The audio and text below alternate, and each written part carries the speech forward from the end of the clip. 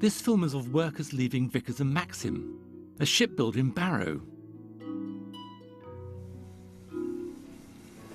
Extraordinary collection of the people leaving work in their different work clothes, completely a little cross-section of Edwardian working society. But then as this girl appears, smartly dressed, just looking round, blankly staring at the camera, not looking to left or right, there she is, astonishing, eerie, just staring fixedly at the camera. The girl amongst many men, still there, just looking, just gliding out of frame.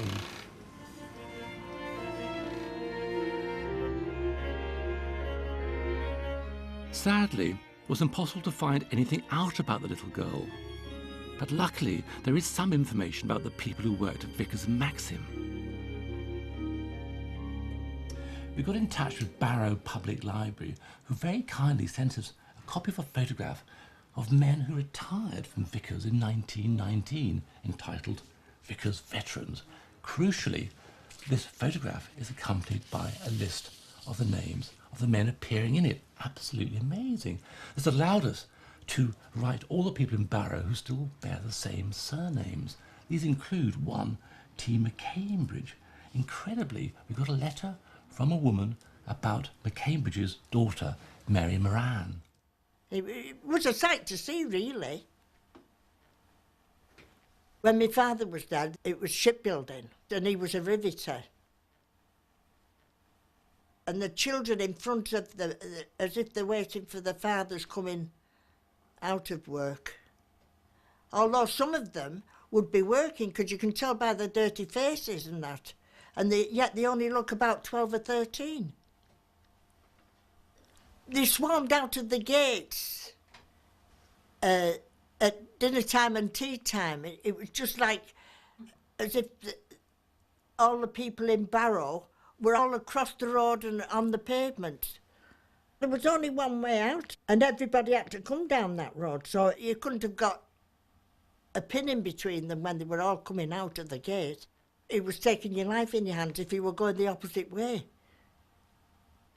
We've had a lot of royalty come to Barrow because they used to come and launch the ships. People coming from places where they didn't build ships thought it was marvellous to see a ship being launched here. The shipyards have been a constant in Barrow for over 100 years, and they still exist to this day. When I was a child, I used to get permission to go into Vickers to the launching pad and see the launch. And it was really exciting then. But you just got used to it, and you just didn't bother. It was just part of your life. They used to shut down for the annual holiday, and they didn't get paid for the holidays, you see. So they had to save up all the year round. But we didn't need to go away for a holiday because we had plenty of things to do on our front doorstep. We were better off here than even going away to some place. The fairs used to come to the park, and there was always tents, as they called them. My parents probably saw the film in the fair because that was the only pleasure, really, that they had. With not having the money to go anywhere, that they would be waiting for that coming sort of thing. It would be a highlight, I would imagine.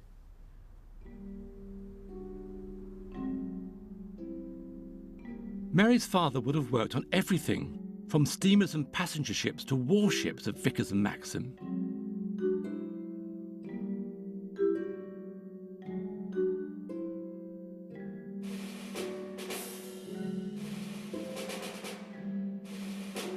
But by the time his film of torpedo boats on the Manchester Ship Canal had been shot in 1901, Britain had its own pressing reasons to build warships and arms.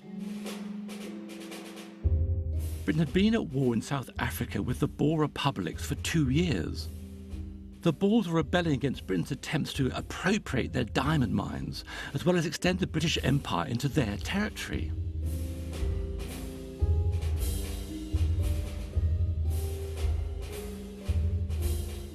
The fighting force in South Africa was made up of professional soldiers, a number of semi-professional militias, as well as volunteers.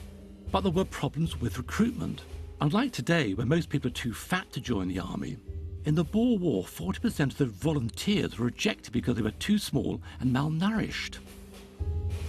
The army had already dropped the height requirement from 5'6" to 5'3", and in 1902 was dropped to 5 foot in an attempt to raise more recruits. The fighting in South Africa was particularly difficult to film, as the war was fought largely guerrilla style. Cameramen couldn't get anywhere near the action, and there were no TV war correspondents. Mitchell and Kenyon were never ones to miss out on a business opportunity. They cashed in on the new trend for South African war actualities.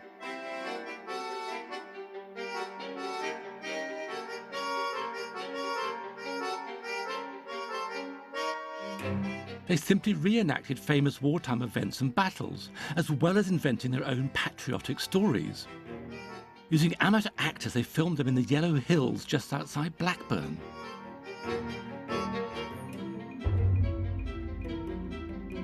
The audiences didn't care much for accuracy. They knew they weren't real and simply enjoyed the drama. They wanted stories. It didn't matter how they got them.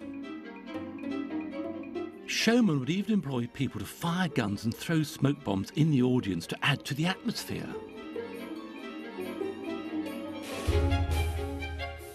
Mitchell and Kenyon also made films of true Boer War heroes as they returned from South Africa. 2 films have titles scratched on the front. This one says simply, Clive Wilson, Hull. And this one, Private Ward of Leeds, 1901. To find out more about these men, we went to the British Library's newspaper collection to read the reports of the time.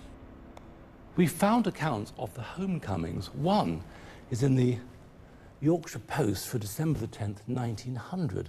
It says here, Private Ward VC welcomed home to Leeds, an enthusiastic reception. However, the reporter reveals that Ward was far from happy by all this attention. It says here that the cheers he found far more disconcerting than anything he'd met in South Africa.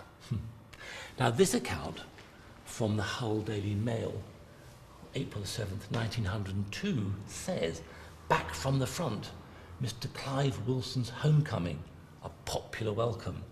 It also says here, Clive's strong personality had moved the people of Hull as that of few other men could have done. "He's a bloomin' toff" was quite a common remark, and just as expressive as the more polished phrases which were used to convey the same meaning. Fascinatingly, the grandsons of both these men are living, and we have discovered them. So now this is the train arriving. Train arriving, yes. Gosh, what crowds. It's Top hats as well. Amazing. The son of a wealthy Hull shipping family, Lieutenant Clive Wilson was awarded a DSO, Distinguished Service Order. His grandson, Clive Wilson, carries a family name. They're trying to get there's Clive Clive coming through the middle, being sort of jostled and rather amazed about the huge number of people. He's totally overwhelmed, obviously, very surprised. And he's got this tremendous hat on. Do you think that the shipyard, in fact, gave them a day off to welcome him home? That's what one can only imagine. Poor chap, he's having to try and make a speech on the spur of the moment. Then he was overwhelmed, wasn't he? And he couldn't think what to say.